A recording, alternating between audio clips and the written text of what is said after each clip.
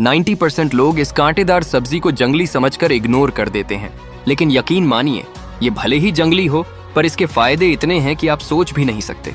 दरअसल इसे ककोड़ा, खेकसा और कंटोला के नाम से जाना जाता है। यह एक हरी कांटेदार सब्जी है जो खास तौर पर मानसून के मौसम में उगती है। यह कफ, खांसी, अरुचि, पित्तनाशक और हृदय में दर्द से राहत दिलाता है। यह वजन कम करने और कब्ज जैसी समस्याओं को भी दूर करने में असरदार है। यह सब्जी कड़वी और करारी होती है। पहाड़ी क्षेत्रों में इसकी बाकायदा खेती की जाती है और इसे एक स्वादिष्ट और पौष्टिक सब्जी माना जाता है।